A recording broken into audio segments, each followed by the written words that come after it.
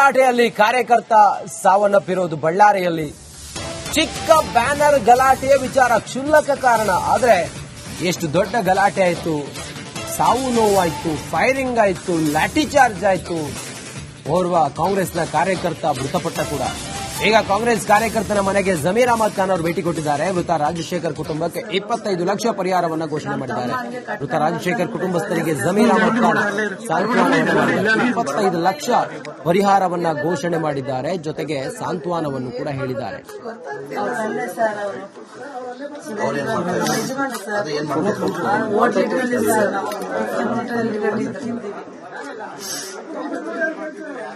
ಸತ್ತು ಬಿಟ್ಟೆ ಹುಡುಗರು ಬಂಕ್ ಹಾಕಿ ಬಗ್ಲಿಗೆ ನೋಡ್ತಿದ್ದೆ. ನಮ್ಮ ಮನೆ ಸಂಸಾರ ಆಗ್ತಿತ್ತು ಅಂತ ಮಾಡ್ತಿದ್ದೆ ಸರ್.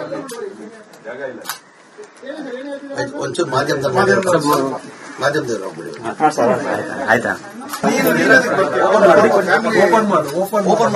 ಓಪನ್ ಮಾಡ ಸರ್.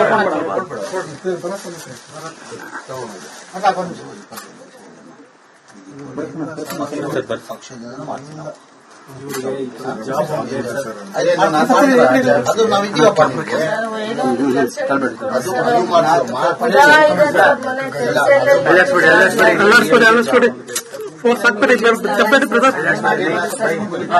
ಆಯ್ತು, ಅದು ಮಾಡ್ತೀನಿ.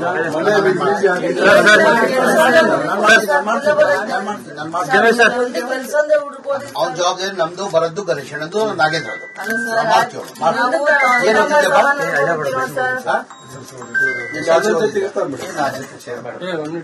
ಅಣ್ಣ ಇದ್ದಾರೆ, ನಮ್ ಜವಾಬ್ದಾರಿ.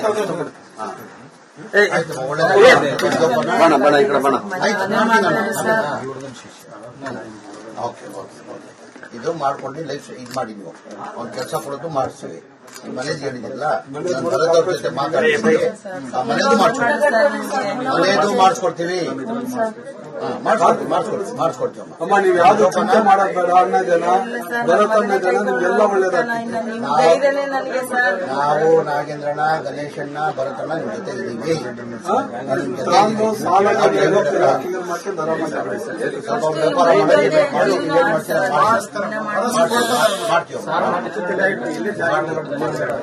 ಜೋಪಾನ ಇಟ್ಕೊಳ್ಳೋದು. ಆಮೇಲೆ ಇನ್ನೊಂದ್ಸತಿ ನಾನು 25 ಲಕ್ಷ ಹಣ ಕೊಟ್ಟು ಕೂಡಲೇ ಹೋದ ಜೀವ ಬರುತ್ತಾ? ಪಾಪ ಆ ತಾಯಿಯ ಕಣ್ಣೀರು ಒರೆಸ್ಲಿಕ್ಕೆ ಸಾಧ್ಯ ಇದೆಯಾ? ಪುತ್ರ ಶೋಕ ನಿರಂತರ ಅಂತಾರೆ. ಆ ತಾಯಿಯ ಕೊರಗನ್ನ ಇವರು ಭರಿಸ್ಲಿಕ್ಕೆ ಸಾಧ್ಯ ಇದೆಯಾ? ಹಣದಲ್ಲಿ ಮನೆ ಕಟ್ಸ್ಕೊಡ್ಬಹುದು, ಇನ್ನೊಬ್ಬ ಮಗನಿಗೆ ಕೆಲಸ ಕೊಡ್ಬಹುದು, ಅಕ್ಕ ತಂಗಿಗೇನಾದ್ರೂ ಜೀವನಕ್ಕೇನಾದ್ರೂ ವ್ಯವಸ್ಥೆ ಮಾಡಬಹುದು. ಆದ್ರೆ ಆ ತಾಯಿಯ ಪುತ್ರ ಶೋಕ ನಿರಂತರ ಅಂತಾರೆ. ಆ ಮಗನನ್ನ ಮತ್ತೆ ಕೊಡ್ಲಿಕ್ಕೆ ಸಾಧ್ಯ ಇದೆಯಾ? ತಿಪ್ಪೇಸ್ವಾಮಿ ಅಂತೇಳಿ ಚಳ್ಳಕೆರೆಯಿಂದ ಕಾಲ್ ಮಾಡಿದ್ದಾರೆ. ನಮಸ್ಕಾರ ತಿಪ್ಪೇಸ್ವಾಮಿ ಅವರೇ.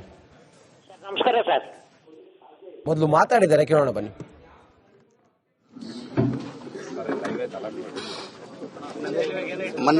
ಮೊನ್ನೆ ದಿನ ಘಟನೆಯಲ್ಲಿ ರಾಜಶೇಖರ್ ಅವರು ನಿಧನ ಹೊಂದಿರೋದು ತಮಗೆಲ್ಲ ಗೊತ್ತಿರೋ ವಿಚಾರ. ನಮ್ಮ ಪಕ್ಷದ ಕಾರ್ಯಕರ್ತ ಆಗಿದ್ದವನು. ಪಾಪ ಅವ್ರ ಮನೆಗೆ ಬಂದು ನೋಡುವಾಗ ನಮಗೆ ತುಂಬ ಬೇಜಾರಾಯಿತು. ಅವ್ರಿಗೆ 4 ಮಕ್ಕಳು ಇದ್ರು, 2 ಹೆಣ್ಮಕ್ಳು, ಒಬ್ಬ ಗಂಡು ಮಗ. ಇವನೇ ದೊಡ್ಡ ಮಗ ಇವನೇ ಪಾಪ ಸಂಪಾದನೆ ಮಾಡಿ ಮನೆ ನೋಡ್ತಾ ಇದ್ದಿದ್ದು ರಾಜಶೇಖರ ನೋಡ್ತಾ ಇದ್ದ ಅಂತ ಅವ್ರ ತಾಯಿಯವ್ರು ಹೇಳ್ತಾ ಇದ್ರು. ಅವ್ರ ಮಗಳು ದೊಡ್ಡ ಅಕ್ಕ ಅವರು ಗಂಡಾನು ತೀರೋಗ್ಬಿಟ್ಟು, ಪಾಪ ಕೋವಿಡ್ ಅಲ್ಲಿ ಗಂಡಾನು ತೀರೋಗ್ಬಿಟ್ಟ. ಅವ್ರನ್ನೂ ಇಲ್ಲಿ ಕರ್ಸ್ಕೊಂಡು ಪಾಪ ಅವ್ರ ಅಕ್ಕನ ಜೊತೆ ಇಟ್ಕೊಂಡು ಮನೆಯಲ್ಲೇನೆ ಅವ್ರಿಗೂ ಅವನೇ ನೋಡ್ಕೊಳ್ತಾ ಇದ್ದಿದ್ದು. ಈಗ ಅವ್ನು ಚಿಕ್ಕ ತಮ್ಮ ಇದ್ದಾನೆ, ಅವನು ಕೆಲಸ ಮಾಡ್ತಾ ಇಲ್ಲ. ತಂದೆಯವರು ಬಹಳ ಹಿಂದೆನೆ ಸಣ್ಣ ಪುಟ್ಟ ಅದು ಹೋಟೆಲ್ ಒಂದು ಇಟ್ಕೊಂಡಿದ್ರಂತೆ, ಅದ್ರಲ್ಲಿ ಅವರೂ ತೀರೋಗ್ಬಿಟ್ಟಿದ್ರು. ಹಾಗಾಗಿ ಬಹಳ ಬಡತನ ಇತ್ತು. ಹಾಗಾಗಿ ನಮ್ಮ ಕಡೆಯಿಂದ ಭರತ್ ರೆಡ್ಡಿ ಕಡೆಯಿಂದ, ಗಣೇಶಿಂದ ನಾವೇನೋ ಸಣ್ಣ ಕಾಣಿಕೆ, ಅವ್ರಿಗಂತೂ ನಾವು ತರಕ್ಕೆ ಸಾಧ್ಯ ಆಗಲ್ಲ.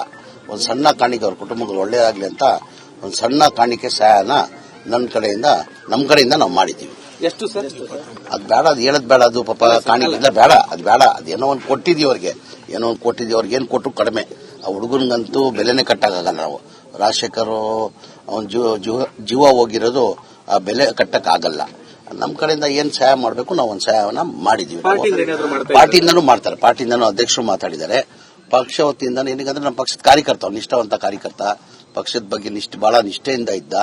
ಪಕ್ಷ ವತಿಯಿಂದನೂ ನಾವು ಏನೋ ಒಂದು ಮಾಡ್ತೀವಿ ಅಂತ ಅಧ್ಯಕ್ಷರು ಹೇಳಿದ್ದಾರೆ. ಸರ್, ಈಗ ಅವ್ರಿಗೆ ಒಂದು ಕೆಲಸ ಬೇಕು ಅಂತಂದು ಇಲ್ಲ, ಅವ್ರು ಕೇಳಿದ್ದಾರೆ. ಅವ್ರ ತಮ್ಮನಿಗೆ ಭರತ್ ರೆಡ್ಡಿ ಅವರು ಜವಾಬ್ದಾರಿ ವಹಿಸ್ಕೊಂಡಿದ್ದಾರೆ. ಅವನ ತಮ್ಮನ್ನ ನಾನು ಕೆಲಸ ಕೊಡ್ತೀನಿ ಅಂತ ಭರತ್ ರೆಡ್ಡಿ ಅವರು ಹೇಳಿದ್ದಾರೆ. ಅವ್ರ ಅಕ್ಕ ಅವ್ರ ಪಾಪ ಅವ್ರ ಗಂಡನು ತೀರೋಗ್ಬಿಟ್ಟಿದ್ದಾನೆ. ಅವ್ರೆಲ್ಲ ಕಾರ್ಪೊರೇಷನ್ ಅಲ್ಲಿ ಕೆಲಸ ಕೊಡಿಸಿ ಅಂತ ಕೇಳ್ಕೊಂಡಿದ್ದಾರೆ. ಅವ್ರಿಗೂ ಎಲ್ಲ ಒಂದು ಕೆಲಸದ ವ್ಯವಸ್ಥೆ ಮಾಡ್ಕೊಡ್ತೀವಿ. ಅದರ ಜೊತೆಲಿ ಒಂದು ಸ್ಲಮ್ ಬೋರ್ಡ್ ಅಲ್ಲಿ ಪಕ್ಕದಲ್ಲಿ ನಮ್ಮ ಜಾಗ ಇದೆ, ಸ್ಲಮ್ ಬೋರ್ಡ್ ಅಲ್ಲಿ ಮನೆ ಕೊಡಿ ಅಂತಾನು ಕೇಳ್ಕೊಂಡಿದ್ದಾರೆ. ಅದು ನಾವು ಮಾತು ಕೊಡ್ತೀವಿ ಅನ್ನೋ ಮಾತನ್ನ ಕೊಟ್ಟಿದ್ದೀವಿ ನಾವು. 25 ಲಕ್ಷ ಏನೋ ಪರಿಹಾರ ಏನೋ ಕಾಣಿಕೆ ಅದೇ ಬೆಲೆ ಕಟ್ಟಂಗಿಲ್ಲ ಅಲ್ಲ ವಾಸು, ಅದು ಬೆಲೆ ಕಟ್ಟಂಗಿಲ್ಲ. ಆ ಜೀವ ತರಕಾಗ್ತದ? 25 ಕೋಟಿ 50 ಕೋಟಿ ಕೊಟ್ಟರೆ ಜೀವ ತರಕ್ ಸಾಧ್ಯನಾ? ಸಾಧ್ಯ ಆಗಲ್ಲ. ನಮ್ ಕೈಯಿಂದ ಒಂದ್ ಸಣ್ಣ ಕಾಣಿಕೆನ ಕೊಟ್ಟಿದ್ದೀವಿ ಅವರಿಗೆ. ಯಾವುದು ಇಲ್ಲ, ಈಗ ಮನೆ ಸ್ಲಮ್ ಬೋರ್ಡ್ ಇಂದ ಕಟ್ಕೊಡ್ಬೇಕಂತ ಮಾತು ಕೊಟ್ಟಿದ್ವಿ, ಮಾಡಿಸ್ಕೊಡ್ತೀವಿ. ಅದೆಲ್ಲ ಮಾಡಿಸ್ಕೊಡ್ತೀವಿ. ಈಗ ನಮ್ಮ ಪಕ್ಷದ ಕಾರ್ಯಕರ್ತ ನಮ್ ಜವಾಬ್ದಾರಿ ಆಗ್ತದಿಲ್ರಿ, ಅದೆಲ್ಲ ನಾವು ಮಾಡ್ಬೇಕಾಗ್ತದೆ. ನಾ ಇಲ್ಲಿ ಭರತ್ ರೆಡ್ಡಿ ಇಲ್ಲಿ, ನಾಗೇಂದ್ರ ಅವರಿರ್ಲಿ, ಗಣೇಶ್ ಅವರಿರ್ಲಿ, ಅದೆಲ್ಲ ನಮ್ ಜವಾಬ್ದಾರಿ ಆಗ್ತದೆ. ನಮ್ಮ ಪಕ್ಷದ ಕಾರ್ಯಕರ್ತ ಅವನು ಈ ತರ ಘಟನೆದೆಲ್ಲ ಹೋಗ್ತಾನಂತ ಯಾರೂ ನಿರೀಕ್ಷೆ ಇಟ್ಟಿರಲಿಲ್ಲ. ನಾವು ಈ ಘಟನೆಗೆ ಪ್ರಮುಖ ಕಾರಣ ಏನು? ಇಂಟೆಲಿಜೆನ್ಸ್ ಫೇಲ್ಯೂರ್ ಏನು? ಇಲ್ಲ, ಈಗ ಏನಾಗಿದೆ ತಮ್ಗೆಲ್ಲ ಗೊತ್ತಿರೋದು ವಿಚಾರ, ಬ್ಯಾನರ್ ವಿಚಾರಕ್ಕಾಗಿರೋದು. ಈಗ ಒಂದು ದೊಡ್ಡ ಕಾರ್ಯಕ್ರಮನ ಮಾಡ್ತಾ ಇದೀವಿ. ಇವತ್ತೇ ಕಾರ್ಯಕ್ರಮ ಇದ್ದಿದ್ದು ನಮ್ಮ ವಾಲ್ಮೀಕಿ ಸ್ಟ್ಯಾಚ್ಯೂನ ಇವತ್ತು ಇನಾಗ್ರೇಷನ್ ಕಾರ್ಯಕ್ರಮ ಇಟ್ಕೊಂಡು ಒಂದು ದೊಡ್ಡ ಮಟ್ಟದಲ್ಲಿ ಕಾರ್ಯಕ್ರಮ. ಬಹಳ ವರ್ಷದಿಂದ ಈ ಬಳ್ಳಾರಿ ಜಿಲ್ಲೆಯಲ್ಲಿ ಒಂದು ಆಸೆ ಇತ್ತು, ಬಹಳ ಜನಕ್ಕೆ ಒಂದು ಆಸೆ ಇತ್ತು. ಒಂದು ವಾಲ್ಮೀಕಿ ಸ್ಟ್ಯಾಚ್ಯೂನ ದೊಡ್ಡ ಮಟ್ಟದಲ್ಲಿ ಕಾರ್ಯಕ್ರಮ ಆಗಬೇಕು, ದೊಡ್ಡ ಸ್ಟ್ಯಾಚ್ಯೂ ಆಗ್ಬೇಕಂತ ಒಂದು ಬಹಳ ದಿನದಿಂದ ಒಂದು ಕನಸಿತ್ತು. ಆ ಕನಸನ್ನ ನೆನ್ಸು ಮಾಡೋಕೆ ಪಾಪ ಭರತ್ ರೆಡ್ಡಿ ಅವರು ಬಹಳ ದಿನದಿಂದ ದೊಡ್ಡ ಮಟ್ಟದಲ್ಲಿ ಕಾರ್ಯಕ್ರಮ ಮಾಡ್ಬೇಕಂತ ಇದ್ರು. ಆ ದೊಡ್ಡ ಮಟ್ಟದಲ್ಲಿ ಕಾರ್ಯಕ್ರಮ ಮಾಡಬೇಕಾದ್ರೆ ಯಾವ್ದಾರ ರಾಜಕೀಯ ಪಕ್ಷ ಇರಲಿ, ಜನತಾದಳ ಇರಲಿ, ಕಾಂಗ್ರೆಸ್ ಇರಲಿ, ಬಿಜೆಪಿ ಇರಲಿ, ಆ ಬ್ಯಾನರ್ಗಳು ಕಟ್ಟೋದು ಸಹಜ. ಇದು ಅವ್ರ ಮನೆ ಮೇನ್ ರೋಡ್ ಅಲ್ಲಿ ಇರ್ಬೋದು, ಜನಾರ್ದನಲ್ಲಿ ಇಲ್ಲ ಅಂತ ಇಲ್ಲ. ಅವ್ರು ದೊಡ್ಡ ಮನಸ್ಸು ಮಾಡಬೇಕಾಗಿತ್ತು, ಇಂಥ ಒಳ್ಳೆ ಕಾರ್ಯಕ್ರಮ ಮೆಚ್ಚಬೇಕಾಗಿತ್ತು. ಅವರು ನಾವು ಮಾಡಿದಿಲ್ಲ ಕಾರ್ಯಕ್ರಮ, ಭರತ್ ರೆಡ್ಡಿ ಮಾಡ್ತಾ ಇದ್ದಾರೆ ಅಂತ ಶಬಾಸ್ಗಿರಿಯನ್ನ ಕೊಡಬೇಕಾಗಿತ್ತು ಅವರು. ಆ ಬ್ಯಾನರ್ ಕಟ್ಟೋದು ಎಲ್ಲ ಪಕ್ಷದಲ್ಲಿ ಸಹಜ. ಅದು ಈಗ ಯಾವ್ದಾನ ಒಂದು ಕಾರ್ಯಕ್ರಮ ಮಾಡ್ತೀವಿ ಅಂದ್ರೆ, ಈಗ ಬಿಜೆಪಿ ಇರ್ಲಿ, ಜನತಾದಳ ಇರ್ಲಿ, ಕಾಂಗ್ರೆಸ್ ಇರ್ಲಿ, ಆ ಬ್ಯಾನರ್ ಕಟ್ಟೋದು ಸಹಜ. ಅವರು ಜಮೀರ್ ಅಹಮದ್ ಖಾನ್ ಅವರು ರಾಜಶೇಖರ್ ಅವರ ಮನೆಗೆ ಬಂದಿದ್ದಾರೆ. ಮೃತ ರಾಜಶೇಖರ್ ನಮ್ಮ ಪಕ್ಷದ ನಿಷ್ಠಾವಂತ ಕಾರ್ಯಕರ್ತ. ಇವತ್ತಾತ ಪ್ರಾಣ ಕಳ್ಕೊಂಡಿದ್ದಾನೆ. ಅವರ ಕುಟುಂಬಕ್ಕೆ ಏನ್ ಮಾಡಬೇಕು ಅದನ್ನ ನಾವು ಮಾಡ್ತಾ ಇದ್ದೀವಿ ಅನ್ನೋದನ್ನ ಹೇಳ್ತಾ ಇದ್ದಾರೆ. ತಿಪ್ಪೇಸ್ವಾಮಿ ಅವರು ಚಳ್ಳಕೆರೆಯಿಂದ ಸಂಪರ್ಕದಲ್ಲಿ. ತಿಪ್ಪೇಸ್ವಾಮಿ ಅವರೇ ನಮಸ್ಕಾರ. ನಮಸ್ಕಾರ ಸರ್. ಹೇಳಿ ತಿಪ್ಪೇಸ್ವಾಮಿ ಅವರೇ, ಇದನ್ನೆಲ್ಲ ತಾವು ಹೇಗ್ ನೋಡ್ತಾ ಇದ್ದೀರಿ? ಏನಿದು ಹಿಂಗಾದ್ರೆ ನಮ್ಮ ರಾಜ್ಯದಲ್ಲಿ ಎಲ್ಲಿಗೆ ಹೋಗ್ತಾ ಇದೆ ಅಂತ? ಹೌದು ಹೌದು, ಇದು ಈ ಮಟ್ಟಕ್ಕೆ ಬಂದ್ರೆ ಹೆಂಗೆ ಸರ್? ನಾವೇನು ಯಾರಾದ್ರೂ ಮುಂದೆ ನೆಮ್ಮದಿಯಾಗಿರಕ್ಕೆ ಬದುಕಕ್ಕಾಗತ್ತಾ? ಯಾರೋ ಬಡವ ಪ್ರಾಣ ಹೋದ್ರೆ ಅವ್ರಿಗೆ ದುಡ್ಡು ಕೊಟ್ಟು ಖರೀದಿ ಮಾಡೋ ಪರಿಸ್ಥಿತಿ ಬಂದ್ಬಿಡ್ತಲ್ಲ ಇದು. ಸರ್, ಈಗ ಇಷ್ಟೆಲ್ಲ ನಡೆಯೋದಕ್ಕೆ ಏನಾಗಿದೆ? ಕಾರಣೀಕರ್ತರು ಯಾರು? ಯಾರು ಗುಂಡು ಹೊಡೆದ್ರು? ಏನಾಯ್ತು? ಅವ್ರ ಮೇಲೆ ನಿಜವಾಗ್ಲೂ ಕ್ರಮ ತಗೊಂತಾರ ಸರ್ ರಾಜಕಾರಣಿಗಳು? ಯಾರ್ ಕಾರಣ ಅಂತ ಹೇಳಿ ನಿಮ್ಗನ್ಸುತ್ತೆ? ಸರ್, ಅಲ್ಲೇ ಇರೋ ಪಕ್ಕದಾಗ ಯಾರೋ ಹೊಡೆದಿರ್ತಾರೆ. ಯಾರು ಇದೇನು ದ್ವೇಷ ಸಾಧಿಸಿ ಅವ್ರು ಬಂದು ಇವ್ರು ಕೊಡೋದು, ಇವ್ರು ಬಂದು ಅವ್ರು ಕೊಡೋದು, ಏನೋ ಗನ್ ಫೈರಿಂಗ್ ಆಗಿಲ್ಲ ಇದು. ಅಲ್ಲ, ಉದ್ದೇಶಪೂರ್ವಕವಾಗಿಯೇ ಹಿಂಗ್ ಮಾಡ್ಬೇಕು ಅಂತೇಳಿ ಮಾಡಿದ್ರ ಅಥವಾ 100% ಸರ್? ಸರ್, ದೇಶ ಜನ ಎಲ್ಲ ನೋಡುತ್ತೆ ಸರ್ ಇದು ಹೆಂಗಿದೆ ಏನು ಅಂತ. ಜನ ಏನ್ ದಡ್ರಲ್ಲ ಈ ಕಾಲದಾಗ, ಎಲ್ಲ ಬುದ್ಧಿವಂತರಿದ್ದಾರೆ. ಸಮಾಜ ಈ ಮಟ್ಟಕ್ಕೆ ಹೋಗ್ಬಾರ್ದು. ಇದನ್ನ ಯಾವ ರೀತಿ ಮಾಡಬೇಕಾದ್ರೆ ಓಟ್ ಹಾಕೋವಾಗಲೇ ಮಾಡಿ ತೋರಿಸ್ತಾರೆ ಸರ್. ಇದು ಮಾತ್ರ ಸತ್ಯ ಅಲ್ವಾ? ಏನ್ ಸರ್ ಈ ಮಟ್ಟಕ್ಕೆ? ಕರ್ನಾಟಕ ಬೇರೆ ರಾಜ್ಯಕ್ಕೆ ಮಾದರಿಯಾಗಿದ್ವಿ ಸರ್. ಹೌದು ಸರ್, ಹೌದು. ಬಹಳ ಶೋಚನೀಯ ಸರ್. ರಾಜಕಾರಣಿಗಳು ಇವರು ಓಟಿಗೋಸ್ಕರ ಏನ್ ಬೇಕಾದ್ರೂ ಮಾಡ್ತಾರೆ ಅನ್ನೋ ಪರಿಸ್ಥಿತಿಗೆ ಬಂದಿದ್ದಾರೆ ಅಂತ ಗೊತ್ತಾಯ್ತು ಸರ್ ಈಗ. ನಿಜ ನಿಜ ನಿಜ. ಸರ್, ಇದು ನಡಿಬಾರ್ದು ಸರ್, ಇದಾಗಬಾರ್ದು ಸರ್. ನಮ್ ದೇಶದಾಗೆ ಶಾಂತಿ, ಮತ್ತೆ ಎಲ್ಲಾರು ಹೇಳ್ತಾರೆ ನಮ್ದು ಶಾಂತಿವನ ಕರ್ನಾಟಕ ಹಂಗೆ ಹಿಂಗೆ ಅಂತ ಈಗ ಮಾಡೋದ್ ನೋಡಿದ್ರೆ ಸಣ್ಣ ಬೇರೆ ರಾಜ್ಯಗಳನ್ನ ನೋಡ್ತಿದ್ವಿ ಸರ್. ಈ ವೈಯಕ್ತಿಕ ದ್ವೇಷ, ಆನಂತರ ಒಂದು ಜಿದ್ದಿಟ್ಕೊಳ್ಳೋದು, ಆನಂತರ ಅವ್ರನ್ನ ಟಾರ್ಗೆಟ್ ಮಾಡೋದು, ಆನಂತರ ಅವ್ರನ್ನ ಮುಗಿಸೋದಕ್ ನೋಡೋದು, ಇದೆಲ್ಲ ಬೇರೆ ಆಂಧ್ರದಲ್ಲಿ ಸಂಸ್ಕೃತಿ ಜಾಸ್ತಿ ಇತ್ತು. ತಮಿಳುನಾಡಲ್ಲೆಲ್ಲ ನೋಡ್ತಿದ್ವಿ ಸರ್ ನಾವು. ಆಂಧ್ರ, ತಮಿಳುನಾಡು ಅವರು ಶಾಂತಿ ಬಂದಿದ್ದಾರೆ. ಈಗ ಇಲ್ಲಿ ನಮ್ಮ ರಾಜ್ಯಕ್ಕೆ ಏನಾಗಿದೆ ಸರ್? ಏನಿಲ್ಲ ಸರ್, ಇವ್ರಿಗೆ ಯಾರಿಗೂ ಕಾನೂನುಗಳು ಭಯ ಇಲ್ಲ. ಆಮೇಲೆ ಯಾರೇನ್ ಮಾಡ್ಕೊಂತಾರೆ, ದುಡ್ಡು ಕೊಟ್ರೆ ಸರಿ ಹೋಗ್ತತೆ ಎಲ್ಲ. ಯಾರೇನ್ ಮಾಡ್ತಾರಂತ ಜನ ಎಲ್ಲ ನೋಡ್ತಾ ಇದಾರೆ ಸರ್. ಬಿಜೆಪಿ ಅವ್ರನ್ನ ನೋಡ್ತಾರೆ, ಕಾಂಗ್ರೆಸ್ ನೋಡ್ತಾರೆ. ಅಲ್ಲ, ಬಿಜೆಪಿ ಅವರು ರಾಜಕಾರಣ ಮಾಡ್ತಾರಂತಲ್ಲ ಸರ್, ಇದು ನಿಜ? ಇದು ಬಿಜೆಪಿ ಅವರು, ತಿಪ್ಪೇಸ್ವಾಮಿ ಅವರೇ, ಬಿಜೆಪಿ ಅವರು ಇಂಥ ವಿಚಾರ ಇಟ್ಕೊಂಡು ರಾಜಕಾರಣ ಮಾಡ್ತಾರೆ ಅಂತ ಹೇಳಿ ಕಾಂಗ್ರೆಸ್ನವ್ರು ಹೇಳ್ತಾರಲ್ಲ ಸರ್, ಹೌದಾ? ಸರ್ ನಿಜವಾಗ್ಲು ಅದನ್ನೇ ಹೇಳಿದೀಗ ಯಾರು ಇದನ್ನ ಸಮೀಕ್ಷೆ ಮಾಡಿ ತೋರಿಸ್ಬೇಕು. ಇಂಥ ರಾಜಕಾರಣ ಅಂದ್ರೆ ಈಗ ಒಬ್ಬ ವ್ಯಕ್ತಿ ಸತ್ತೋದಂದ್ರೆ ಈಗ ಯಾರ ಪಾರ್ಟಿ ಅಂತ ಬರ್ತಾ ಇಲ್ಲ. ಈಗ ಜನ ಹೆಂಗ್ ಸತ್ತ, ಏನಾಯ್ತು, ಯಾಕಾಯ್ತು ಅಂತ ಇದನ್ನ ಸಮೀಕ್ಷೆ ಮಾಡೇ ಮಾಡಿದ್ರೆ ಗೊತ್ತಾಗುತ್ತೆ ಸರ್ ಜನಗಳಿಗೆ. ಓಕೆ, ಥ್ಯಾಂಕ್ ಯು ನಮ್ಮ ಜೊತೆ ನೀವು ಮಾತಾಡಿದ್ದಕ್ಕೆ ತಿಪ್ಪೇಸ್ವಾಮಿ ಅವರೇ. ಗಂಗಾವತಿಯಿಂದ ಆನಂದ್ ಅಂತ ಹೇಳಿ ಕಾಲ್ ಮಾಡಿದ್ದಾರೆ. ಆನಂದ್ ಅವರೇ ನಮಸ್ಕಾರ. ಸರ್ ನಮಸ್ತೆ ಸರ್. ತಮ್ಮ ತಾಲೂಕಿನ ಶಾಸಕರಿಗೆ ಅವರನ್ನ ಟಾರ್ಗೆಟ್ ಮಾಡಿ ಅವರನ್ನ ಹೊಡಿಬೇಕು ಅಂತ ಹೇಳಿ ಎಲ್ಲ ಹಿಂಗ್ ಮಾಡಿದ್ರು ಅನ್ನೋದು ಅವರೇ ಹೇಳೋ ಮಾತು, ಜನಾರ್ದನ್ ರೆಡ್ಡಿ ಅವರು ಹೇಳೋ ಮಾತು. ಅದೇ ಸರ್, ಅದೇ ಇವಾಗ ಉಪಮುಖ್ಯಮಂತ್ರಿಗಳು ಇದ್ರಲ್ಲಿ ಹೇಳಿದ್ರು ವಾಲ್ಮೀಕಿದು ಪುತ್ಥಳಿ ಅನಾವರಣ ಸಾಧ್ಯ ಇದೆಯಾ ಅಂತ ಕೋಟೆ ಕಟ್ಕೊಂಡಿದ್ದಾರೆ ಜನಾರ್ದನ್ ರೆಡ್ಡಿ, ಅವರನ್ನು ಕೊಲ್ಲಕ್ ಸಾಧ್ಯ ಇದೆ ಅಂತ ಹೇಳಿ ಕೇಳ್ತಾ ಇದ್ರು. ಅದೇ ಸರ್, ಅದೇ ಕೋಟೆ ಕಟ್ಟಿದ್ದಾರೆ ಅಂತ ಹೇಳ್ತಾರಲ್ಲ. ಸಾಮಾನ್ಯ ಜನರಿಗೆ ಗಂಗಾವತಿಗಳ ಅಭಿವೃದ್ಧಿ ಮಾಡಿದ್ದಾರೆ, ಇದೆ ಅಂತ ಇಲ್ಲ. ಪ್ಲಸ್ ಅವ್ರು ಹೇಳಿದ್ರು ಉಪಮುಖ್ಯಮಂತ್ರಿಗಳು ಮೊದಲ ಬಾರಿಗೆ ನಾವು ವಾಲ್ಮೀಕಿ ಮಾಡ್ತಾ ಇದೀವಿ, ಬ್ಯಾನರ್ ಹಾಕಿದ್ರೆ ತಪ್ಪು ಅಂತ ಹೇಳಿ. ಈ ಬ್ಯಾನರ್ ಹಾಕೋದಕ್ಕೆ ಪರ್ಮಿಷನ್ ತಗೊಂಡಿದ್ದಾರೆ, ಅದು ಯಾವ ತರನೇ ಇಲ್ಲ. ಅದಕ್ಕೆ ಮುಂಚೆನೆ ಎಸ್ ಪಿ ಅವ್ರನ್ನ ಟ್ರಾನ್ಸ್ಫರ್ ಮಾಡಿದ್ದಾರೆ. ಇವಾಗ ಬಂದ ಎಸ್ ಪಿನ ಸಸ್ಪೆಂಡ್ ಮಾಡಿದ್ದಾರೆ. ಇದ್ರ ಬಗ್ಗೆ ನಮಗೆ ಕಾನೂನು ಸುವ್ಯವಸ್ಥೆ ಹದಗೆಟ್ಟಿದೆ ಅಂತ ಹೇಳಿ ಅನಿಸ್ತದೆ. ಇವರು ವಾಲ್ಮೀಕಿ ಅವರ ಇದನ್ನ ಮಾಡಂತ ಹೇಳಿ ಎಷ್ಟೋ ಹಣ ಖರ್ಚು ಮಾಡಿದಾರೆ ಅಂತ ಹೇಳ್ತಾರೆ. ಆ ಹಣವನ್ನು ಈಗಾಗಲೇ ಅಲ್ಲಿ ವಾಲ್ಮೀಕಿ ಆಲ್ರೆಡಿ ವಾಲ್ಮೀಕಿ ಇದೆ ಅಂತ ಹೇಳಿದ್ದಾರೆ. ಅದನ್ನ ಮಾಡೋ ಬದಲು ಬೇರೆ ದುಡ್ಡನ್ನ ಬೇರೆದಕ್ಕೆ ಯೂಸ್ ಮಾಡ್ಕೊಂಡು ಅಭಿವೃದ್ಧಿ ಮಾಡ್ಬೋದಾಯ್ತು. ಈ ತರ ರಾಜಕೀಯ ಹೆಲ್ಪ್ ಮಾಡ್ಬೋದಾಯ್ತು ಅಂತ ನಮ್ಮ ಇದಕ್ಕೆ ಅನ್ಸುತ್ತೆ. ಓಕೆ, ಥ್ಯಾಂಕ್ ಯು ನಮ್ಮ ಜೊತೆ ತಾವು ಮಾತಾಡೋದಕ್ಕೆ. ಪ್ರೇಮ್ ಅಂತ ಹೇಳಿ ಗದಗ್ನಿಂದ ಕಾಲ್ ಮಾಡಿದ್ದಾರೆ. ಪ್ರೇಮ್ ಅವರೇ ನಮಸ್ಕಾರ. ಸರ್ ನಮಸ್ಕಾರ ಸರ್. ನಾನು ನಿಮ್ ಟಿವಿನೇ ನೋಡ್ತಾ ಇದ್ದೀನಿ ಸರ್. ಇವಾಗ ಆಕ್ಚುಲಿ ರಿಪಬ್ಲಿಕ್ ಬಳ್ಳಾರಿ ಅಂತೇಳಿ ಅವಾಗೆಲ್ಲ ಸುಮಾರು ಸ್ಟ್ರೈಕ್ ಗೀಕ್ ಎಲ್ಲ ಮಾಡಿದ್ದು, ಗಣಿ ಅಂತ ಹಂಗೆ ಅಂತ ಹೇಳ್ಬಿಟ್ಟು ಅವಾಗ ಸುಷ್ಮಾ ಸ್ವರಾಜ್ ಹಾಗೆ ಆಗೋಯ್ತಲ್ಲ ಸರ್, ರಿಪಬ್ಲಿಕ್ ಬಳ್ಳಾರಿ ಆಗೋಯ್ತಲ್ಲ. ಹಂಗೆ ಆಗ್ಬಿಟ್ಟು ನೋಡಿ ಸರ್. ಆಕ್ಚುಲಿ ಇದು ಬೆಂಗಳೂರು ಆಗ್ಬೇಕಾಗಿತ್ತು. ಅದು ಇಷ್ಟೊತ್ತಿಗೆ ಅಲ್ಲಿರತಕ್ಕಂತ ಪಾಪ್ಯುಲೇಷನ್, ಅಲ್ಲಿರ್ತಕ್ಕಂತ ಎಲ್ಲಾ ಎಕನಾಮಿಕಲ್ ಕಂಡೀಷನ್ ನೋಡಿದ್ರೆ ಅದು ಒಂದ್ ದೊಡ್ಡ ಸಿಟಿ ಆಗ್ಬೇಕಾಗಿತ್ತು ಇವತ್ತಿಗೆ. ಬಟ್ ಇವಾಗ ಎಷ್ಟು ಈಸಿಯಾಗಿ ಗುಂಡುಗಳೆಲ್ಲ ಪಬ್ಲಿಕ್ ಅಲ್ಲಿ ಒಳ್ಳೆ ಫಿಲ್ಮ್ ತರ ಇಲ್ಲಿ ಶೋ ಅಪ್ ಮಾಡ್ಬಿಟ್ರೆ ಅದು ಅವರು ತುಂಬಾ ತಪ್ಪು ಸರ್. ಯಾಕಂದ್ರೆ ಜನಗಳಿಗೆ ಆ ಊರಿನ ಮೇಲೆ ಇರೋ ಅಭಿಪ್ರಾಯನೂ ಕೆಟ್ಟೋಗ್ಬಿಡುತ್ತೆ. ತೆಲುಗು ಸಿನಿಮಾದಲ್ಲೆಲ್ಲ ನಾವು ನೋಡ್ತಿದ್ವಿ ಸರ್ ಹಿಂಗೆ. ಹೌದೌದು ಸರ್. ಯಾಕಂದ್ರೆ ಇವಾಗ ಸಿನಿಮಾದಲ್ಲಿ ನೋಡ್ತಾ ಇದ್ವಿ, ಈಗ ರಿಯಲ್ ಆಗಿ ನೋಡ್ತಾ ಇದ್ವಿ. ಆಮೇಲೆ ಅವರು ಫೈರಿಂಗ್ ಗೀರಿಂಗ್ ಮಾಡಿದವ್ರು ಬೇರೆ ಸ್ಟೇಟ್ ನವ್ರು ಬಂದು ಅವರೆಲ್ಲ ಗನ್ ಮ್ಯಾನ್ ಇಟ್ಕೊಂಡು ಅವ್ರು ಸರ್ದಾರ್ ತರ ಕಾಣ್ತಾರೆ. ಅವರು ಅದ್ರಲ್ಲಿರೋ ಗನ್ ಮ್ಯಾನ್ ಸರ್ದಾರ್ ಜೊತೆ. ಆಮೇಲೆ ಆ MLA ಅವ್ರಿಗೆ ಏನು ಶಾಸಕರಿದ್ದಾರೆ ಅವ್ರು ತುಂಬಾ ಚಿಕ್ಕ ಏಜು. ಅವ್ರ ತಂದೆಯವ್ರು ತುಂಬಾ ಒಳ್ಳೆ ಹೆಸರು ಮಾಡಿದವರು. ಅವ್ರ ತಂದೆಯವರು ಸೂರ್ಯನಾರಾಯಣವರು. ಇವ್ರು ಈ ವಯಸ್ಸಲ್ಲಿ ಎಲ್ಲ ಸ್ವಲ್ಪ ಎಕ್ಸೈಟ್ ಆಗಿ ಈ ತರ ಎಲ್ಲ ಮಾಡಿದ್ರೆ ಹೆಸರು ಕೆಟ್ಬಿಡುತ್ತೆ. ಇವಾಗ 25 ಲಕ್ಷ ರೂಪಾಯಿ ಏನೋ ಅವ್ರು ಕೊಟ್ಟಿದ್ದಾರೆ ಅಂತ ಕೇಳ್ಪಟ್ಟೆ ಸರ್. ಈಗ ಜಮೀರ್ ಅಹ್ಮದ್ ಅವ್ರ ಮಗ ಯಾರು ತೀರ್ಕೊಂಡವ್ರಿಗೆ ಎಲ್ಲದರೂ ರಾಜಕೀಯ ಸರ್. ಅವ್ರಿಗೆ ಕಾಂಗ್ರೆಸ್ ಪಕ್ಷದ ಕಾರ್ಯಕರ್ತ ಅಂದಿದ್ದಕ್ಕೆ 25 ಲಕ್ಷ ಸಿಕ್ತು. ಸುಮ್ನೆ ಸಾಮಾನ್ಯ ಜನ ಅಲ್ಲಿ ಬಂದವನು ಯಾರಾದ್ರೂ ಸತ್ತೋಗಿದ್ರೆ ಅಷ್ಟೊಂದು ದುಡ್ಡು ಸಿಕ್ತಿತ್ತ ಸರ್ ಅವ್ರಿಗೆ ಅಲ್ವಾ? ಅದು ಪ್ರಶ್ನೆ ಬರುತ್ತಲ್ಲ ಸರ್. ಈಗ ಸಾರ್ವಜನಿಕರಲ್ಲಿ ಬರೋ ಪ್ರಶ್ನೆ ಅಂದ್ರೆ 25 ಲಕ್ಷ ಸಿಕ್ಕಿದ್ದು ಅವ್ನು ಕಾಂಗ್ರೆಸ್ ಕಾರ್ಯಕರ್ತ ಇದಕ್ಕೆ. ಅಕಸ್ಮಾತ್ ಅವ್ನು ಸುಮ್ನೆ ನಾರ್ಮಲ್ ಮನುಷ್ಯ ಆಗಿದ್ರೆ ಅವ್ನಿಗೆ 5 ಲಕ್ಷ ಒಂದು ಜೀವ ಹೋಗಿದೆ ಸರ್. ಆ ತಾಯಿ ಮಗನನ್ನ ಕಳ್ಕೊಂಡಿದ್ದಾಳೆ ಸರ್. ಅವರ ಶೋಕವನ್ನ ಭರಿಸ್ಕೊಳ್ಳಿಕ್ ನಾವು ಸಾಧ್ಯವೇ ಇಲ್ಲ ಸರ್. ಜೀವ ಮತ್ತೆ ವಾಪಸ್ ಕೊಡಕ್ ಸಾಧ್ಯನೇ ಇಲ್ಲ ಸರ್.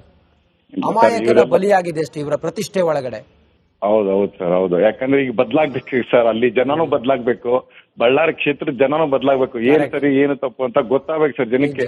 ಇಷ್ಟೆಲ್ಲ ಆದ್ಮೇಲೆ 2 ದಿನಕ್ಕೆ ಮತ್ತೆ ಮರ್ತು ಬಿಟ್ಟು ಮತ್ತೆ ಅದೇ ರೂಟ್ ಅಲ್ಲಿದ್ರೆ ಇಂಡಿಯಾ ಅಲ್ಲ ಕರ್ನಾಟಕ ಯಾವುದೇ ಆಗಲಿ ಸರ್ ರಾಜ್ಯ ಡೆವಲಪ್ಮೆಂಟ್ ಮಾಡೋದು ತುಂಬಾ ಕಷ್ಟ ಸರ್. ಜನ ಬದಲಾಗ್ಬೇಕು ಸರ್, ಜನ ಬದಲಾಗ್ಬೇಕು ಸರ್. ಸುಮ್ನೆ ನಿಂತು ನೋಡೋರು ಆಗ್ಬಿಟ್ರೆ ನೋಡಿ ಪ್ರೇಮ್ ಅವರೇ, ಜನ ಬದಲಾಗ್ಬೇಕು, ಜನ ಯೋಚನೆ ಮಾಡ್ಬೇಕು. ನೋಡಿ ನಮ್ ಜನಪ್ರತಿನಿಧಿ ಆತನ ಬೆಂಬಲಿಗರು ಬಂದು ಹಾದಿ ಬೀದಿಯಲ್ಲೆಲ್ಲ ಫೈರಿಂಗ್ ಮಾಡ್ತಾರೆ, ಗುಂಡು ಹೊಡಿತಾರೆ, ಗಲಾಟೆ ಆಗುತ್ತೆ, ರಾತ್ರಿ ಎಲ್ಲ ಹೊತ್ತಿ ಉರಿಯುತ್ತೆ, ಇಡೀ ರಾಜ್ಯದಲ್ಲಿ ಚರ್ಚೆ ಆಗುತ್ತೆ. ನಾವು ವೋಟ್ ಹಾಕೋರು ಸ್ವಲ್ಪ ಯೋಚನೆ ಮಾಡಬೇಕು ಅಂತ ಜನ ತೀರ್ಮಾನ ಮಾಡ್ಬೇಕು. ಎಸ್, ಥ್ಯಾಂಕ್ ಯು ಪ್ರೇಮ್ ಅವರೇ ನಮ್ಮ ಜೊತೆ ಮಾತಾಡಿದ್ದಕ್ಕೆ. ಮೈಸೂರಿನಿಂದ ಸದಾಶಿವ್ ಅನ್ನೋರು ಕಾಲ್ ಮಾಡಿದ್ದಾರೆ. ಸದಾಶಿವ್ ಅವರೇ ನಮಸ್ಕಾರ. ನಮಸ್ತೆ ಸರ್. ನಮಸ್ತೆ. ಹೇಳಿ. ಸಿನಿಮಾದಲ್ಲೆಲ್ಲ ನಾವು ನೋಡ್ತಾ ಇದ್ವಿ ಸದಾಶಿವ್ ಅವರೇ, ಆದ್ರೆ ಈಗ ನಾವು ರಿಯಲ್ ಆಗಿ ಬಳ್ಳಾರಿಯಲ್ಲಿ ನೋಡ್ತಾ ಇದೀವಿ ಸರ್. ನಿಜ ಹೇಳ್ಬೇಕಾದ್ರೆ ನಾನು ಪೊಲೀಸ್ ಡಿಪಾರ್ಟ್ಮೆಂಟ್ ಅಲ್ಲಿ 38 ವರ್ಷಕ್ಕಿಂತ ಹೆಚ್ಚಿಗೆ ಸರ್ವಿಸ್ ಮಾಡಿದ್ದೀನಿ. ಪೊಲೀಸ್ ಇಲಾಖೆಯಲ್ಲಿ 38 ವರ್ಷಗಳಿಗೆ. ಒಂದೊಂದು ಪ್ರಾಥಮಿಕವಾದ ಪ್ರಶ್ನೆ ಇದೆ ಸರ್ ಸದಾಶಿವ್ ಅವರ, ಪ್ರಾಥಮಿಕವಾದ ಪ್ರಶ್ನೆ ಇದೆ ನೋಡಿ. ಒಂದು ಜಾಗದಲ್ಲಿ 5-10 ಸಾವಿರ ಜನ ಸೇರ್ತಾರೆ ಅಂತ ಹೇಳಿದ್ರೆ ಒಂದು ಇಂಟಿಮೇಷನ್ ಇರೋದಿಲ್ವಾ? ಹಿಂಗಾಗತ್ತೆ, ಹಿಂಗಾಗಬಹುದು. ಈ ತರದ್ದೊಂದು ಇಂಟಿಮೇಷನ್ ಇರೋದಿಲ್ವಾ ಪೊಲೀಸರಿಗೆ? 5,000 ಜನ ಅಲ್ಲ ಸರ್, 2,000 ಜನ ಸೇರುತ್ತೆ ಅಂದ್ರೆ 1,000 ಜನ ಸೇರುತ್ತೆ ಅಂದ್ರೆ ಮೊದಲೇ ಇನ್ಫಾರ್ಮೇಶನ್ ಇರುತ್ತೆ ಡಿಪಾರ್ಟ್ಮೆಂಟ್ಗೆ. ಮತ್ತೆ ಅದ್ರ ಮಧ್ಯೆ ಅದಕ್ಕೆ ಯಾವ ರೀತಿಯಲ್ಲಿ ಸೂಕ್ತ ಬಂದೋಬಸ್ತ್ ತಗೊಳ್ಬೇಕು ಆ ಬಂದೋಬಸ್ತ್ ನ ಅಡ್ವಾನ್ಸ್ ಆಗಿ ತಗೊಂಡಿರ್ತಾರೆ. ತಮ್ಮ ಪ್ರಕಾರ ಅಲ್ಲಿ ಪೊಲೀಸರ ವೈಫಲ್ಯ ಆಗಿದೆ ಅಂತ ಹೇಳಿ ತಮ್ಗನ್ಸುತ್ತಾ? ಸರ್, ಪೊಲೀಸರ ವೈಫಲ್ಯ ಅಂದ್ರೆ ಇತ್ತೀಚಿನ ದಿನಗಳಲ್ಲಿ ರಾಜಕಾರಣಿಗಳ ಚೇಲಾಗಳಾಗ್ಬಿಟ್ಟಿದ್ದಾರೆ ಸರ್ ಅಧಿಕಾರಿಗಳು. ಹಿಂಗಾದ್ರೆ ಹೆಂಗೆ ಸರ್ ಜನಸಾಮಾನ್ಯರ? ನಾನು ಓಪನ್ ಆಗಿ ಹೇಳ್ತೀನಿ ಸರ್, IPS ಅಧಿಕಾರಿಗಳು, IAS ಅಧಿಕಾರಿಗಳು, IFS ಅಧಿಕಾರಿಗಳು, KSPS, KAS ಎಲ್ರೂ ಈ ರಾಜಕಾರಣಿಗಳ ಚೇಲಾಗಳಾಗ್ಬಿಟ್ಟಿದ್ದಾರೆ ಸರ್. ಎಥಿಕ್ಸ್ ಎಲ್ಲಿದೆ ಸರ್ ಹಾಗಾದ್ರೆ? ಒಂದ್ ಸರ್ಕಾರಿ ಸೇವೆಗೆ ಬಂದು ಜನರ ಸೇವೆ ಮಾಡ್ಬೇಕಂತ ಹೇಳಿದ್ರೆ ಅಥವಾ ನಾವು ಮಾಧ್ಯಮದವ್ರು ನಾವೊಂದು ಎಥಿಕ್ಸ್ ಇಟ್ಕೊಂಡು ಮಾತಾಡ್ತೀವಿ ಸರ್. ಸತ್ಯ ಹೇಳ್ಬೇಕಾದ್ರೆ ಇದು ಗೂಂಡಾ ರಾಜ್ಯ ಆಗ್ತೈತೆ. ಈ ಕೆಟ್ಟ ಸರ್ಕಾರ ಬಂದಾಗ್ಲಿಂದನೂ ನೋಡ್ತಾ ಇದೀನಿ. ಈ ಸರ್ಕಾರ ಯಾವಾಗ ಬಂತು ಅವತ್ತಿನಿಂದ ಒಂದಲ್ಲ ಒಂದು ಸರ್, ಅಷ್ಟು ದೂರ ಬೇಡಿ ಸರ್. ನಾನೊಬ್ಬ ಸಾಮಾನ್ಯ AS ಆಗಿ ರಿಟೈರ್ಡ್ ಆಗಿದ್ದು, ಆ ಬೆಳಗಾವಿ ಇನ್ಸಿಡೆಂಟ್ ಹಾಗೆ ಇದ್ ಮಾಡ್ತೀನಿ, ನಿಮ್ ಗಮನಕ್ಕೆ ತರ್ತೀನಿ. ನಾರಾಯಣ ಬರಮಣಿ IPS ಅಧಿಕಾರಿಯಾಗಿದ್ದುಕೊಂಡು ಆ ವ್ಯಕ್ತಿ ಒಬ್ಬ ರಾಜಕಾರಣಿದು ಆಟ ಆಟೋಪ ಕೇವಲ ಕೆಲವೇ ವರ್ಷಗಳು ಸರ್. ಆದ್ರೆ ಅಧಿಕಾರಿಗಳು ಕಡಿಮೆ ಅಂದ್ರೆ 30 ವರ್ಷ ಸರ್ವಿಸ್ ಕೊಡ್ತಾರೆ ಸರ್. ಅವರು ಜನಸಾಮಾನ್ಯರಿಗಾಗಿ ತುಡಿತಾರೆ. ಹಿಂದೆ ಎಂತೆಂತ ಅಧಿಕಾರಿಗಳಿದ್ರು ಅಂದ್ರೆ ಇವತ್ತಿನ ಅಧಿಕಾರಿಗಳು ನೋಡಿದ್ರೆ ಅಸಹ್ಯ ಅನ್ಸುತ್ತೆ ಸರ್. ನಿಜ. ಸದಾಶಿವರ ತಮಗೆ ಮೇಲ್ನೋಟಕ್ಕೆ ಈ ಇನ್ಸಿಡೆಂಟ್ ನೋಡಿದಾಗ ಇದೊಂದು ಪ್ರೀ ಪ್ಲಾನ್ಡ್ ಅಂತ ಹೇಳಿ ಅನ್ಸುತ್ತಾ ಸರ್? ಪಕ್ಕಾ ಪ್ರೀ ಪ್ಲಾನ್ಡ್. ಈ ಭರತ್ ರೆಡ್ಡಿ ಇದ್ದಾನಲ್ಲ, ಹಾಗೆ ಸಾಮಾನ್ಯವಾಗಿ ತಿಳ್ಕೊಳ್ಳೋಣ. ಈ ಭರತ್ ರೆಡ್ಡಿ ಇದ್ದಾನಲ್ಲ, ಅಲ್ಲಿ ಆಯ್ತು ಇನ್ಸಿಡೆಂಟ್ ಆಗುವಾಗ ಏನ್ ಹೇಳ್ತಾನೆ, ಬಳ್ಳಾರಿನೇ ಬೆಂಕಿ ಹತ್ತುರಿತಿತ್ತು, ಬಳ್ಳಾರಿನೇ ಭಸ್ಮ ಮಾಡ್ತಿದೆ, ಆ ಜನಾರ್ದನ ರೆಡ್ಡಿ ಮನೇನ ಸುಟ್ಟಾಗ್ತಿದೆ ಅಂತ ಹೇಳ್ತಾನೆ. ಅಂತ ವ್ಯಕ್ತಿನ ರಾಜಕಾರಣದಲ್ಲಿ ಇವ್ರುಗಳು ಅವ್ರ ಪರವಾಗಿ ಮಾತಾಡ್ತಾರೆ ಅಂದ್ರೆ ಎಂತ ಕಚಡ ವ್ಯವಸ್ಥೆಯಲ್ಲಿದೆ ನಮ್ಮ ರಾಜಕೀಯ ಅನ್ನೋದಕ್ಕಂಥದ್ದನ್ನ ನಾವು ಸಾಮಾನ್ಯರಾಗಲೇ ಅರ್ಥ ಮಾಡ್ಕೋಬಹುದು ಸರ್. ಇಂಥವ್ರನ್ನೆಲ್ಲ ಗೆಲ್ಸಿದ್ದಾರಲ್ಲ ಸರ್ ಜನ ಅರ್ಥ ಮಾಡ್ಕೊಳ್ಬೇಕಲ್ವಾ ಸರ್? ಏನಾಗೋಗಿದೆ ಗೊತ್ತಾ ಸರ್, ಜನಸಾಮಾನ್ಯರಿಗೆ ಕೆಲವು ರೀತಿಯಲ್ಲಿ ಸಣ್ಣ ಪುಟ್ಟ ಸಹಾಯ ಮಾಡಿರ್ತಾರೆ ಸರ್. 500,000ಕ್ಕೆ ವೋಟ್ ಹಾಕ್ಬಿಡ್ತಾರೆ, ಕೊನೆಯಲ್ಲಿ ಪಶ್ಚಾತ್ತಾಪ ಪಡ್ತಾರೆ ಸರ್. ಇವತ್ತು ನಿಜ ಹೇಳ್ಬೇಕಾದ್ರೆ ಈ ಸರ್ಕಾರ ದರಿದ್ರ ಸರ್ಕಾರ ಅಂತ ಅನ್ಕೊಂಡು ಎಲ್ಲರೂ ಮಾತಾಡ್ತಾ ಇದಾರೆ. ಮತ್ತೆ ಇಂತ ಕೆಟ್ಟ ರಾಜಕೀಯ ಯಾರಿಗೂ ಒಳ್ಳೇದಲ್ಲ ಸರ್. ಒಬ್ಬ ಸಾಮಾನ್ಯ ವ್ಯಕ್ತಿ ಸರ್, ಆತ ಯಾವ ಶಾಸಕನೂ ಅಲ್ಲ, ಸಂಸದ್ನೂ ಅಲ್ಲ, ಯಾವ ಕಾರ್ಪೊರೇಟ್ರು ಅಲ್ಲ, 4 ಜನ ಗನ್ ಮ್ಯಾನ್ ಇಟ್ಕತ್ನಲ್ಲ ಸರ್. ಅವನಿಗೆ ಏನ್ ಥ್ರೆಟ್ನಿಂಗ್ ಇದೆ? ಆತನಿಗೆ ಏನ್ ಬೆದರಿಕೆ ಇದೆ? ಯಾರಿಂದ ಅಪಾಯ ಇದೆ ಅವನಿಗೆ? ಆತ ಸಮಾಜಕ್ಕೆ ಏನ್ ಸಂದೇಶ ಕೊಡ್ತಾ ಇದ್ದಾನೆ ಸರ್? ಸರ್, ಅಲ್ಲಿ ನೀವೇ ಅರ್ಥ ಮಾಡ್ಕೊಳ್ಬಹುದು. 4 ಜನ ಗನ್ ಮ್ಯಾನ್ ಇಟ್ಕೊಂಡು. Hello sir. ಕೇಳಿಸ್ತಿದೆ, ಹೇಳಿ ಸರ್. 4 ಜನ ಗನ್ ಮ್ಯಾನ್ ಇಟ್ಕೊಂಡು ಇವನು 100 ಜನಗಳ ಕಟ್ಕೊಂಡು ಅವನು ರಾಜಕೀಯ ಮಾಡ್ತಿದ್ರೆ ಅವನೆಂತ ಗೂಂಡಾ ಇರ್ಬೋದು ಅಂದ್ಬಿಟ್ಟು ನಾವು ಫಸ್ಟ್ ಅರ್ಥ ಮಾಡ್ಕೊಳ್ಬೇಕು ಸರ್. ಮತ್ತೆ ಇವತ್ತಿನ ಪರಿಸ್ಥಿತಿನಲ್ಲಿ ಈ ಭರತ್ ರೆಡ್ಡಿ ಅಂತವ್ರನ್ನ ನಾನು ಸಾಮಾನ್ಯವಾಗಿ ಹೇಳತಕ್ಕಂಥದ್ದು, ಈ ಭರತ್ ರೆಡ್ಡಿ ಅಂತವ್ರನ್ನ ಆಯ್ಕೆ ಮಾಡಿದ್ರೆ ಮೊದಲನೇ ತಪ್ಪು. ಮತ್ತೆ ಈ ಇನ್ಸಿಡೆಂಟ್ ಆಯ್ತಲ್ಲ, ಇನ್ಸಿಡೆಂಟ್ ಆದಾಗ ಅವನು ಉಪಯೋಗಿಸಿದ ಪದಗಳನ್ನ ನೋಡಿದಾಗ ಇವನ ಒದ್ದು ಒಳಗಡೆ ಹಾಕ್ಬೇಕಿತ್ತು ಸರ್. ಮತ್ತೆ ನಮ್ಮ IPS ಅಧಿಕಾರಿಗಳು ಸರಿ ಇಲ್ಲ ಸರ್, ಹಾಳಾಗೋಗಿದೆ ಸರ್.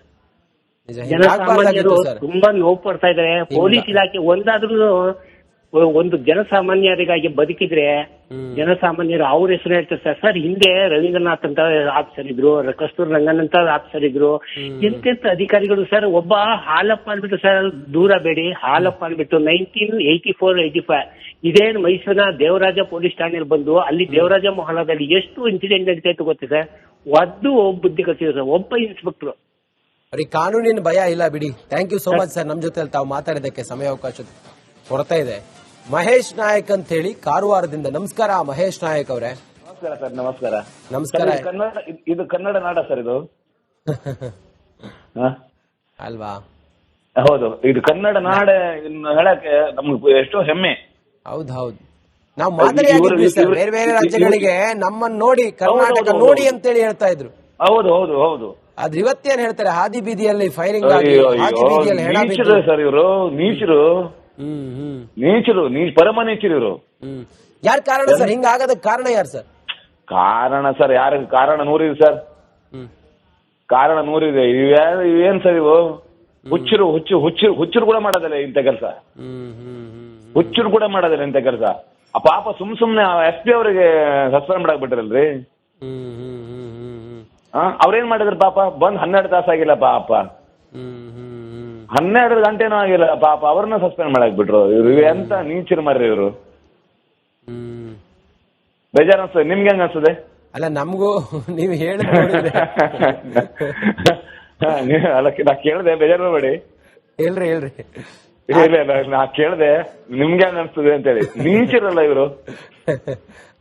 ಆಯ್ತು ಮಹೇಶ್ ನಾಯ್ಕ ಅವರು, ಥ್ಯಾಂಕ್ ಯು ನಮ್ಮ ಜೊತೆ ತಾವು ಮಾತಾಡಿದಕ್ಕೆ. Thank you.